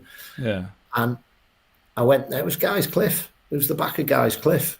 Oh, all right. Yeah. And all night I was just drawn to outside. So when we went outside and we went in the little cell down the bottom, or the little courtyard down the bottom, which is like a little tower sinking down. And I was sat there and all I could see was this lady being either drawn or she was drawing, and this photograph and her by this lake. But stories came out later on in the investigation of something about the pond, and it tied in with the vision. I kept seeing this vision, and you just draw into saying, I can't go there now, it's the middle of winter, but if I come back in the summer, I'm over there on that plot of land. I'm walking on the field. I want to get a bit more of what the field's trying to tell me. Yeah. See what you can pick up. Yeah. So the land's trying to give you a draw and a pull as well. So you get drawn to locations prior to going there. So even that land was calling you. So the land's going, come here, I've got some more information. This happened 100 years ago. And you're like, right, okay, tell me a bit more. So I didn't get to go back there again, but I'd like to go back now in the summertime to Guy's Cliff and do that little thing. So we never stop forgetting about these things. No, just putting another piece of the jigsaw in, because as Russ always says, he said, "Do you like Sherlock Holmes in the paranormal world?" And I'm like, well, I just want to get some answers, and the more answers we get, the more we can share. And that's why I've got about 50, 60 notepads under my stairs, and they're all stacked up high. People have told me I do books. I'm dyslexic, so I'm not going to write a book. I've been offered for a proofreader, and I just don't get time. So one day, maybe please write a book about all of your experiences, because all of this you're telling me just blowing my mind. But I've been told that I do 3, and I've not done any yet. But I've been in books. I've been in other paranormal nights books and stuff and all that as well. So again, I just love sharing it. But when you see it in black and white and acknowledgements, just an acknowledgement's lovely. I've been in many of Tasha's books, Tasha Brown's books, and just to get a nice acknowledgement of what we've experienced on a paranormal night, you know, and you're there with an author, and the author's taking the notes, and you're like, I wish I could do what you do and remember every part of that section of what we talked about through the night. And you're like, there's not enough footage, there's not enough film, there's not enough battery life to talk about just one paranormal night. And then you've got somebody that's an author that can remember every part of the night. And when you see it in black and white, you're like, oh, wow. Yeah, definitely. I feel I've got somebody trying to pop through. My eyes keep going black. Yeah. I feel like I've got some type of monk. So somebody's trying to step in at the minute, and I don't know who that is. An invited guest on the pod, eh? Yeah, they're usually behind me. When I work in, this is my Reiki room. When I work, they usually stand in the hallway and queue in my hallway. I'd done a magazine one night, and a member of the public local to me rang me up and said, "Oh, can I come and see you? I need to talk to you." I went, "Yeah." And I ended up doing a reading for that person. And all night they kept saying, no, can't take that, can't take that, can't take that. So I said, just give me 30 seconds. So I speed dialed me white witch who I work with, a lady that's blind. And she's amazing. She's off the scale. Again, with loads of other paranormal people I work with as well. And I said, the people I described, I said, right, can you describe who's in my hallway now? And she reeled off everyone that I said to the lady that was sat in front of me. She was just here to test me. And I just went, love, darling, I've been doing it since I was 5 years old. It's not about me. I'm giving you your friends, family, and loved ones. And you're just saying, no, I've rang somebody blind out the blue, and they've just told you everything I've just said of who the family members are that's here for you, darling. I said, so please, that's a free reading from me, and I'll bid you good night. And she went, right, okay. And I was just, it's not about that. It's not about me and them. It's about, why would you do that? Why would you waste somebody's evening? Don't know. Some people like that though, aren't they? I don't know. Maybe they just wanted to test the water, just to. You get it quite often with people saying no, and you guys going, yeah, I can see it as clear as day. And they're lying. You can't come out and say it that way. No. You've got to be professional, and you've got to go. Oh, okay. Then maybe it could be for somebody else. Then for the next session. Yeah, word it correctly. Yeah. Again, I always say to people, there's no wrong or right way with mediumship. It could tie in, as I said to you earlier on. It could be for 4 visits time. So the stuff I give on that night might tie in with somebody that's had that investigation in that building a month down the road, 4 years down the road. There's just something that how the realm works is amazing. And little things I always say about SAR with the machine in Switzerland, they were told to virtually turn that off with portals opening and black holes opening in space or whatever. Why are they doing that? You know, why are they messing with why are they messing in certain depths of, there's certain things to me shouldn't be touching, and I just think that's a bit too close to the button. I just think they don't understand. They think they do, but they don't. On the grand scheme of things, they don't really know what's going on the other side. But as I said earlier on with the Reiki, it's the only known thing to scientists that they don't have the answer for. So why would they mess in a field where they're trying to do all these experiments with black holes and everything, or portals or whatever? It's like, I mean, how many stories we hear of portals opening left, right, and centre, and people might not understand. You can have a positive and a negative portal. Can you? Oh, okay. Yeah, but it's like a negative will feed. A negative portal will feed off your energy. Again, so where there's a negative, there's always a positive portal as well. So if you find it or experience a portal in a building, go and have a look for the other side of it, because where there's one, it's the other. And again, I'd never closed down a portal, but I can move a portal. Yeah. And again, if you move a portal, it can shrink. So especially if you push it outside, if there's a lot going on the house clearance, you can say, look, enough, it's a washing machine of energy. You're causing too much disruption, and you can help support that family get a good night's rest and shrink a portal down because it's not feeding. So again, they can open up on youngsters' pillows or family members' pillows. So sometimes if you do a house clearance, get your pendulum, test it over the pillar, and sometimes you'll see a portal over the person that's opened or closed as well. So the person that they're feeding off. Oh, wow. I always thought it's in doorways. You know, they always see that in the films and the TV shows. So I don't know much at all about portals, to be honest. I know there's supposed to be portals. I didn't know there was a positive and a negative. I didn't know there could be on like pillows or personal things. Yeah.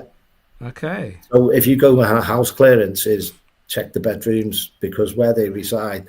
A mind of a medium is when we're open to receive, is when we're nodding off. So when we're nodding off, I don't mean as a medium, as a normal person, that's where they'll come in and spirits will start filtering in as they're nodding off, as their state of mind's changing and the daily thoughts are going. That's when they're open to receive.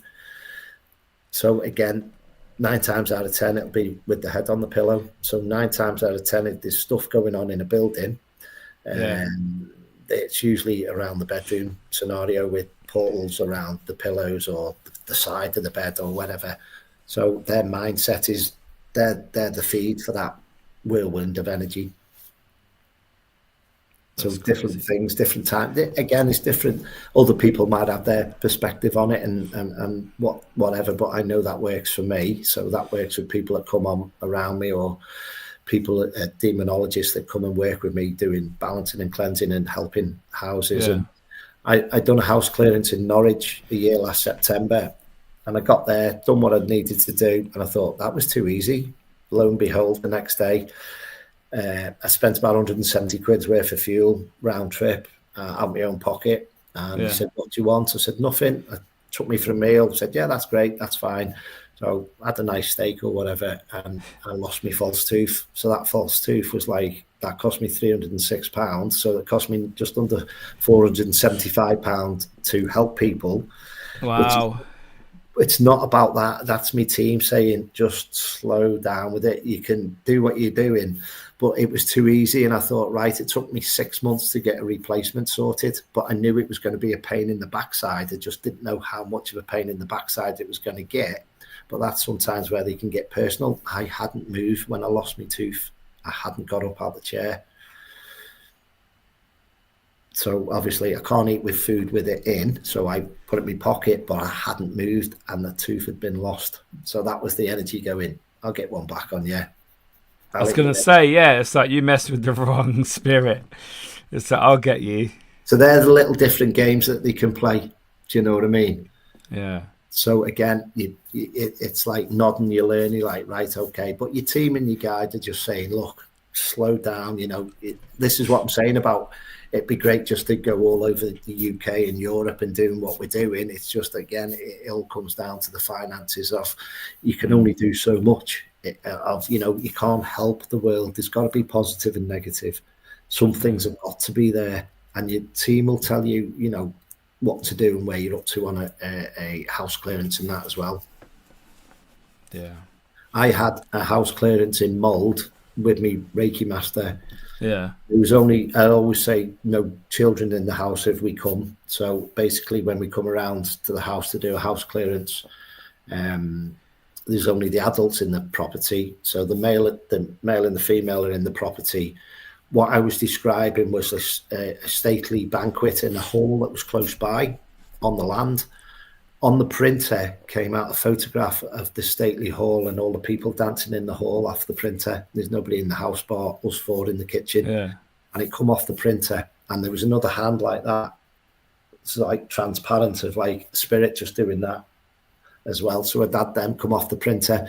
But in that house, it'd actually been blood coming out the walls as well. So it was quite a weighted house clearance. Yeah. So you ask your team what it's about, and all you can do is throw the positives at it, and eventually the negative or the weighted energy will go elsewhere and play, oh, I'm not coming here again. It's too much white light swinging this way. So again, investigation I had on Saturday night said, F you, your white light, and F you, your white light. And you're like, right, okay, because we shine too bright sometimes. And sometimes I'll say to a spirit, do you want me to turn my white light down? So it's like turning the lighthouse down. It's like, do you want me to shine a little bit less? So we're on a bit more of an even scale. So sometimes that's why I carry the red light. The white light is too bright. So a rabbit in the headlights, a spirit sometimes will be going, there's too much going on for them as well. Wow. So we've got Mark Williams in the house. Super Mark. Yeah, he wants to meet up for dinner next time you're down. Oh, love it. Yeah, love it. I love it. And that's a guy who loves watching me work, which I always respect, but he'll be always at the opposite end of the room I'm working in. He runs away from you. Leave me alone. Yeah, he's like, you're not getting me. So I have had that. I have a few times, which is always good to see. So I channel spirit in and around him, and I try not to be too mean. And again, it's sharing that experience. You know what I mean? The mannerisms, emotions, and sometimes a lot of people that do work is they see through their mind's eye of what we're describing. So they'll see Chester back in the 1700s with straw all over the streets, and so sometimes I'll say to people on a paranormal night, go outside, close your eyes, and just ask them to show you the vision through your mind's eye. And sometimes I get a millivision. And they're little things about just testing your own boundaries of trust your team to give you any information that they want you to see or sense, and all that as well. I've had so many little children come forwards with working with colours, and sometimes you'll go, why have I brought colours tonight? And it'd be children. They'll love crayons, and they'll draw themselves. I've actually seen automatic writing of a child in Stanley Palace in Chester, and she drew herself with crayon with a member of the public on a pad. Wow. And she's actually drew herself and put a name on the top. And you're just like, but that name is quite significant for that property. So I'm not going to give it away because people go there. No. It's just like, wow. Again, wow moments. You know what I mean? It's crazy. So anyone in the comments got any questions for Gary before we finish? We're nearly finished now. Just get them in the comments. And we will. Okay, Mark's already in there. Did you cross-check my answers with your book? No, I can't remember that one. Enlighten me, Mark. Just enlighten me on that, please. This is what I'm saying about being so busy with things going on, and then sometimes, I'll remember that now, but I can't remember. Is that from Alcester House, Town Hall, whatever? Yeah, somebody sent me history from Saturday night postcard from when I was in Wednesbury when we done the old post office there. But I said to her, I texted back the lady that done all the history. I said, I won't read it in case I go back there. Oh yes, yeah, that was what I was talking about. That was the lady. Yeah, that was the energy, the entity that came at me. So that was the first one we was talking about. So that's what Mark's talking about. Right. Okay. So the lady that this was channeling a spirit. Yeah. Yeah. You said you had to get someone else to take, because obviously you were the target. Yeah. I was the target. So she see me as the white light. So I'm with you now, Mark. But that simplifies it. Yeah. So that's again. I've only ever been struck twice on an investigation, but it's been usually when we have a break in the hub where the energy will jumped into a female, and a lord from the 1100s abbey came through, and he just back of the hand with this lady just went like, she come up to me and done that. That's the mannerism of that male from the 1100s at Moots Hall did that. But I've drawn him in and said, come and talk to me. And I think my White Witch is ringing me there now. So I'm not going, I'm just letting you know. So we have a catch up. So there's my White Witch. Oh, okay. So we always have a catch up, and she'll say, how's things been this week? And I'm like, we're back and forth with the energies and the entities of watch out if you go there. And like, right, okay. I like that. That's good. So again, we self-protect. We work as a team, and again with all the paranormal teams I work as well. I'll always say, well, do you know what? I'll check back on a certain situation for you, and I'll ask somebody else's advice because we don't know it all.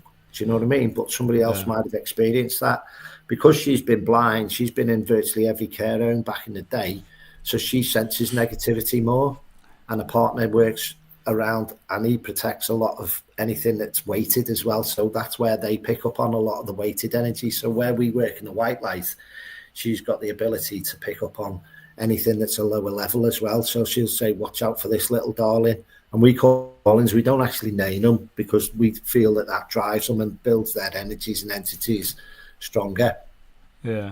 So it's just mad. But I've had some amazing captures and all that over the time, and I've channeled that as well.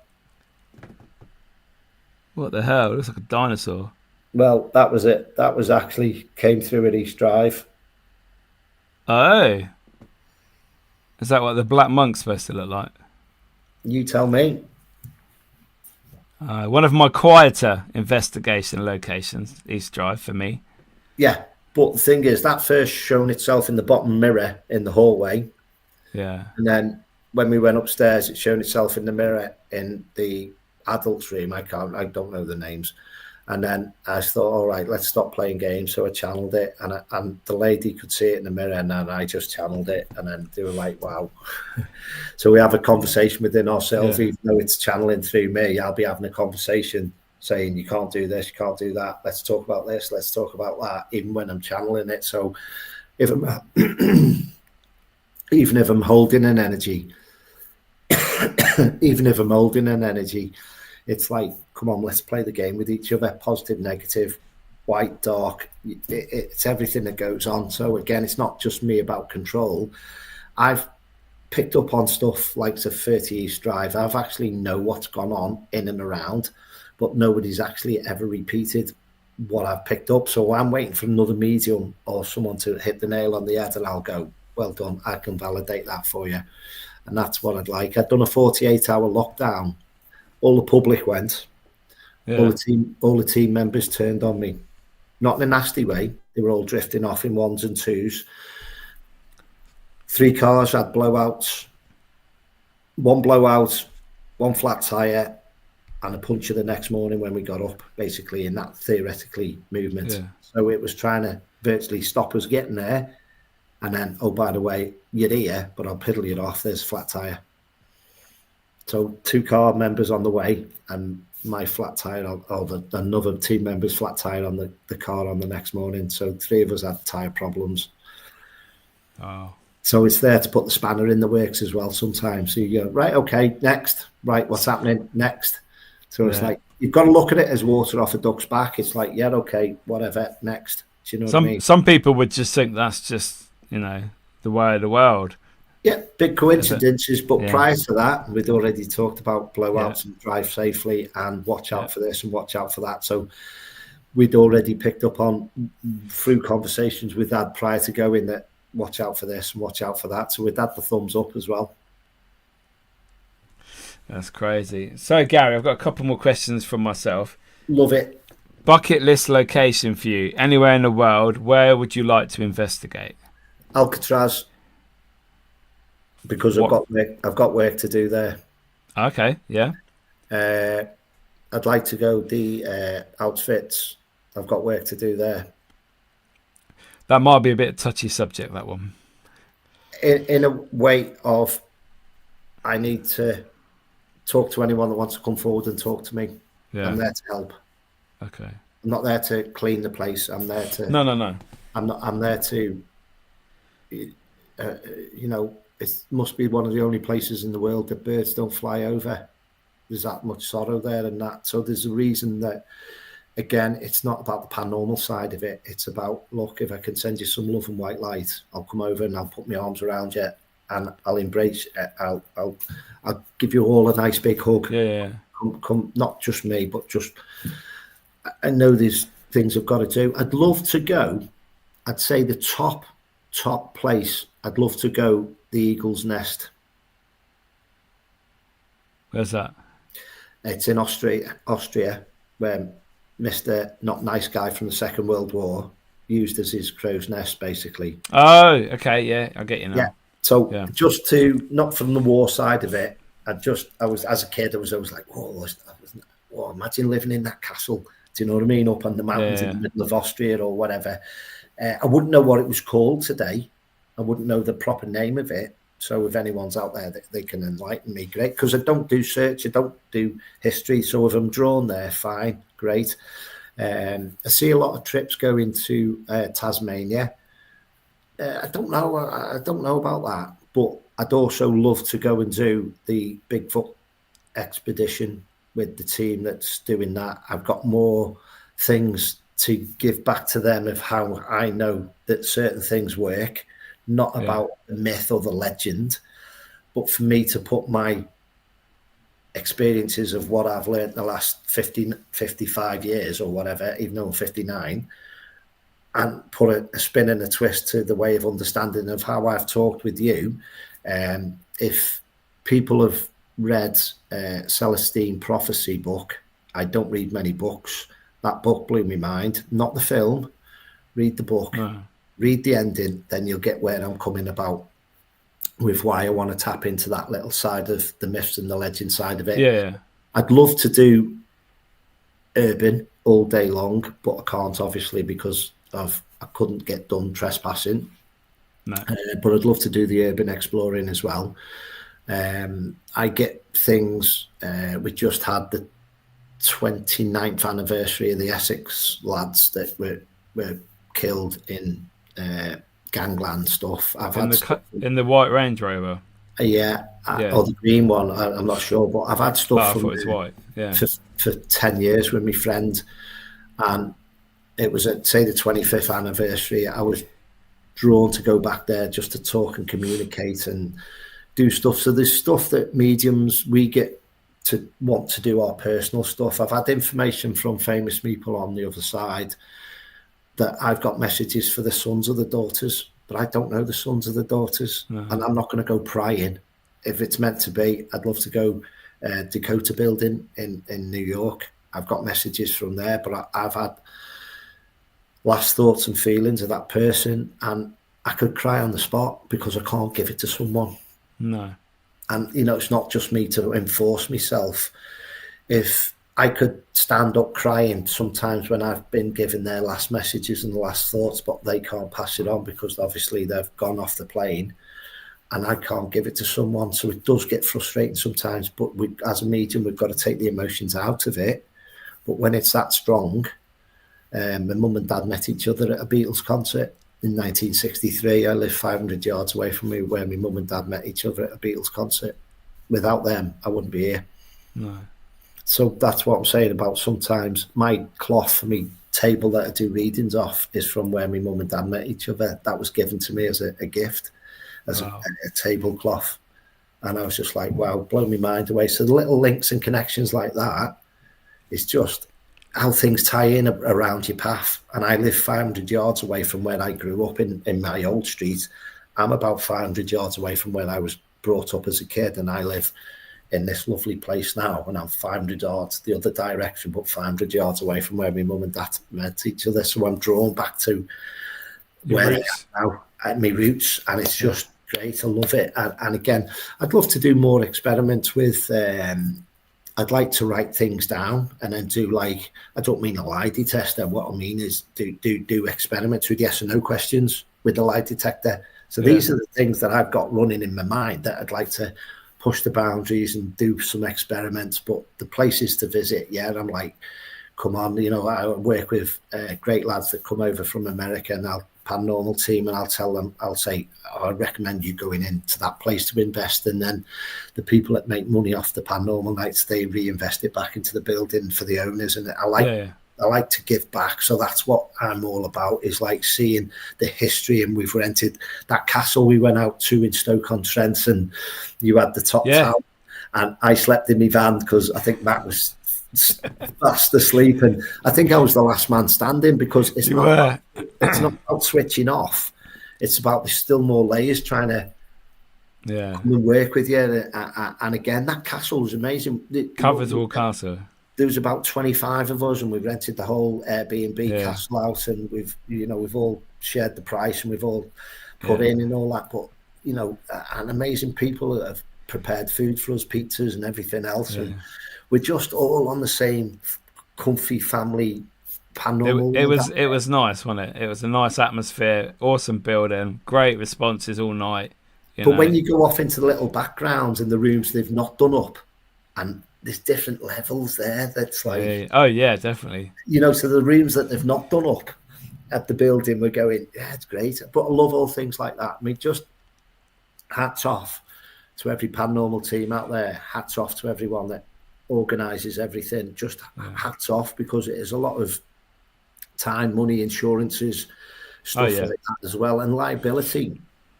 If a place gets cancelled, like I think there was a bit of storm damage on a couple of trees coming down for a big group's investigation this weekend.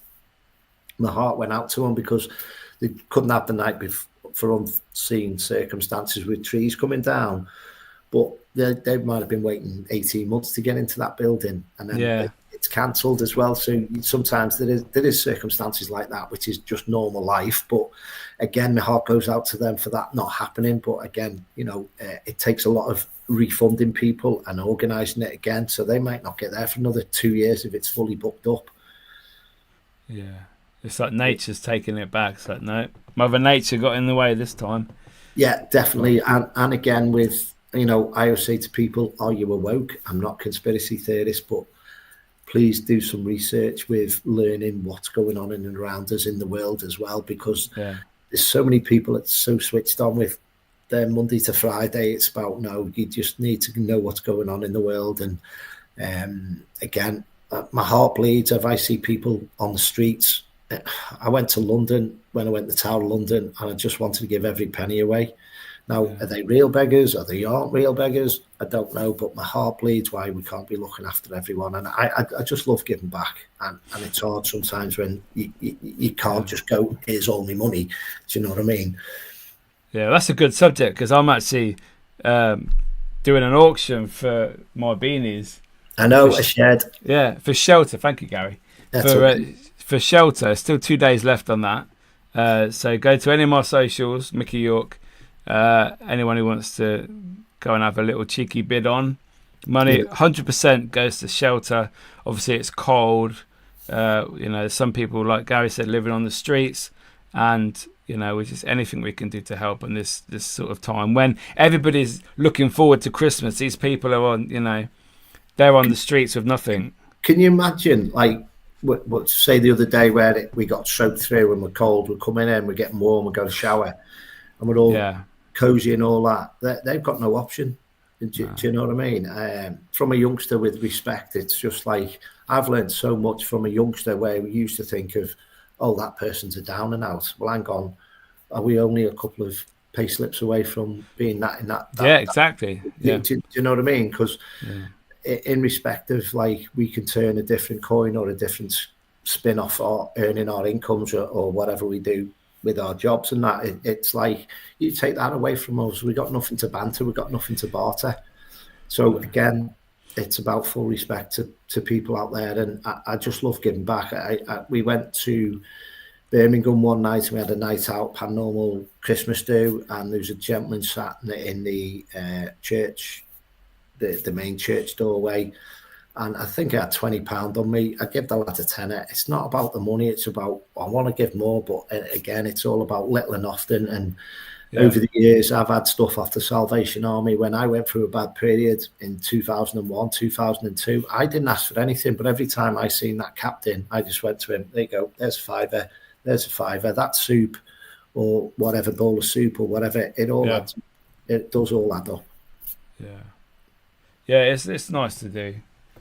So my final question, Gary, if we could get rid of one thing in the paranormal, obviously you're talking about positive things. Yeah. What's one thing that you think the paranormal could do without? Overpricing. For locations. Yeah. It's criminal. It's criminal sometimes. £1,300 the other night. Where did you go? I'm not going to say, but £1,300. That's more, I mean that as an example. £1,300, 20 people. It's like, it's like we see, that's from our perspective. So if you're running a business, that's the business perspective. I do understand that. But I've had locations where they've been on the backside, an old mill. They've not had a penny to the name. The paranormal world kept them going. Great. That's what it's about, survival. Yeah. 2 years later, they get lottery funding, and it's two fingers to us. And you're like, okay, no problem. We'll move on to the next location. And sometimes it's like, it's nice to give the museums back and stuff like that. But when you're like, hang on, we were your lifeblood 2 years ago. Yeah. There's a few places I've been to like that. Yeah. And again, I always say, what goes round comes round, and it's like love and light. Wish them love and light. So however hard anything is out there for people that's watched tonight, just nod, smile, wish them loads of love and white light. Again, don't wish anybody any ill harm, but just nod and smile, and always have a smile on your face, because that'll do their heads in a nice positive way. And it's not about being negative. That's just a nice way to protect us. Nod and smile. You're doing it. You're putting nice things out there in the universe. And again, it's just so many places and things that I want to do. If it's meant to be, it's meant to be. It will happen, yeah. It'll happen, yeah. And I just love meeting up with the like-minded. If someone come to me now and said, here's $1 million, we're going to do this paranormal show, I'll say, I know what I want to say. Let's do it raw, how it is. Not how the TV want it. Let me do it. Let's do it how it should be done. Not few viewers. Let's do it. Yeah. How many people watch paranormal shows actually get what they want? No. And it should be how it should be. It should be as it is. Do you know what I mean? It's how somebody in a suit in an office wants the show to look like. Yeah. Yeah. So again, if anyone wants to patent it, I don't mind. I'll give you the idea, use it, run with it. Good luck. I'm happy. We've got Lorian in the house. Good evening, Lorian. Just at the right time we're finishing. Thank you for your effort anyway. That's all right. So Gary, if you could just let people know how to get hold of you on socials. Yeah, how to contact you, etc. Yeah, because of me, Monday to Friday, I have a page behind the page. So on Facebook, Instagram, Twitter, it's Garry Fields 2 R's. And again, I've got the page that somebody else made this. I didn't actually make this. There's actually a TV gentleman made that for me when I'd done the Past Hunters and all that. So, oh yeah, it's just that's on Facebook, Instagram, and Twitter. But you might just get, if you search Garry Fields, you'll come across me. One page has got all football because I have to protect myself. If people find me from the paranormal side, I'll invite them if I know who they are. Yeah. So again, Instagram, Facebook, Twitter. I don't share a lot of stuff now with the raw videos on YouTube. I've got thousands on YouTube of videos and places, but it's raw. I might put the camera and the tripod down for 3 hours and go off and help the public. Yeah. When I get invited somewhere, I've got to do mediumship and give them entertainment with the paranormal night of looking after the public and guiding them. And I've actually done filming where we've had public in on the location. I've had to deal with the public, then go off and do filming. So again, it's not been in a full capacity of being professional. It's about run with whatever meant to be. So we've had to hire that building to do the filming and also introduce the public to it as well. So again, it's the balance. I understand where everybody's at again. So Instagram, Facebook, Twitter, anyone struggles, just give us a shout. I do a lot from distance as well. I can do a lot of stuff of balancing and cleansing from a distance, get the lie of the land, get the address and the postcode of people. I don't have to visit places. So I've had stuff in Australia. I've given stuff in Australia to people that's gone missing. And my friend, we've been about 100 yards out, 200 yards out, 500 yards out. Wow. I can't remember the actual things. I've been asked to do police cases only when they've been finished. Okay. Because it doesn't hold up in a court of law. No. And that's for the person that suffered about the lost one that's gone missing. I've given the information on the land. I've given information. I think I got struck on the back of the head, gone to my knees, and that was their closure for them. But 10 years after the police case had been finished. So there's no wrong ways or right ways. I've just tried to give them closure of what I've felt, and that's been good enough for them. So it's been good enough for me. So again, sometimes it's about, if you've got to ask yourself, why wouldn't it hold up in a court of law if someone's hearing a demonic energy in the head, or an energy that's driving them to do certain things? Yeah, they might turn around and say straight away, oh, it's mental health. Is it mental health where we know what they're dealing with within the mind that's made them do something that's not right, be it not right? But what I'm saying is, I've seen a case where certain things happened, and that's next to a mental home or a mental asylum. Yeah. Something's gone on. I can't say too much in depth to that, but two scenarios, Mikey, where I'd love to go to the police station and put my spin on why I feel that they've got it and what's gone on and why that's happened. This is a case of stepping back. Sometimes you've got to step back. You've got to take your emotions out. I went to Penryn Old Hall, and I could see a pit with hundreds of bodies in. And I'm like, I've got to go to the police. I've got to go to the police. I've got to go to the police. Say 1904. Say that's in my head, that number. Say that 1904. I got up the next morning and I was like, right, what do we need to do? And my guide said, think about it. And as clear as day as he said that, I got 1804.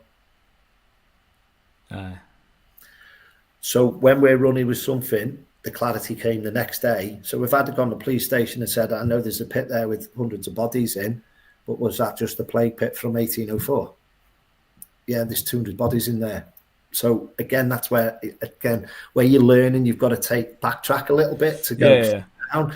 So sometimes, again, that one digit can make a heck of a difference. So if I was raw and naive and I ran off to the police station and give that information, I had to look the right numpty the next morning when they said, Gary, that 200-year-old body's there. We've got a Marks and Spencer's close to me. It's built on a 400-year-old church that nobody knew about. The land, there's bodies under there, but they're so far gone incinerated where, it's just virtually powder basically. So, but somebody said to me, excuse me, that area will die a death and not be thriving financially because it shouldn't be on top of there. So it's not about that. It's the balance. So they're in there to run a business, but eventually it'll just do that. So it might be stagnant in 10 years' time, 20 years' time. They go, well, this shop's not working. We'll close it down. We'll move elsewhere. It's the lie of the land. Should things should be there? Should things should not be there? So again, people have said to me, why do you investigate in a churchyard? I said, because I do it with respect. I haven't done it for a long time, but it's like some people might not like that side of it. So again, you've got to do the balance and say, look, there's entities and energies here that are looking for loved ones. So they're in the realm looking for Joe Bloggs that was placed over there. So they might just want to be reunited and say, well, there's your Uncle Billy there, or there's, the little child looking for its mother. So sometimes, again, it's putting the pieces together. It's not just about the paranormal side of it. It's about why they're trying to communicate with us. There's 1,000,001 stories that why there's an energy or an entity or a spirit around us that's just doing this. And you're like, right, okay. Last scenario, I had an RAF base.